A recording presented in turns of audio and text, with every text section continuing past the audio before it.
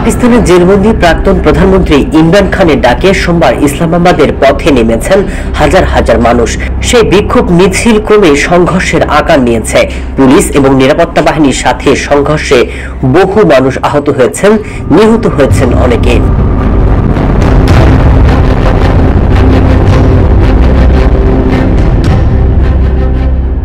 খানের সমর্থকরা বলছেন ইমরান খানের মুক্তি আর সরকার পতনে এবার বাঁচা মরার লড়াই তাদের। ইমরানের স্ত্রী বুশরা বিবির নেতৃত্বে রাজধানীর উদ্দেশ্যে বিক্ষোভ মিছিল শুরু করেন পাকিস্তানের তেহরিকে ইনসাফ পিটিআই এর নেতাকর্মী এবং সমর্থকরা।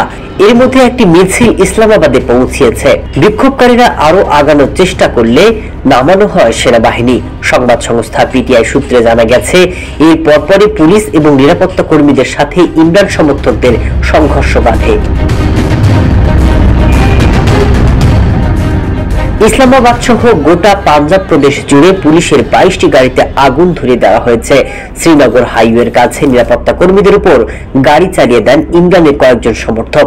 এতে নিহত হন কয়েকজন পুলিশ। বিক্ষোভ মিছিলে কার্যত অবরুদ্ধ হয়ে পড়েছে দেশটির রাজধানী ইসলামাবাদ। তাদের ঠেকাতে রাজধানীর সব প্রবেশ পথ বন্ধ করে দেওয়া হয়েছে।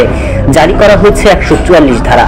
নিষিদ্ধ করা হয়েছে সব ধরনের সভা সমাবেশ এবং জামায়াত। তবে সব বাধা উপেক্ষা করে রাজধানী ইসলামাবাদের উপকণ্ঠে পৌঁছে গেছে পিটিআই নেতা কর্মীদের গাড়িবহর।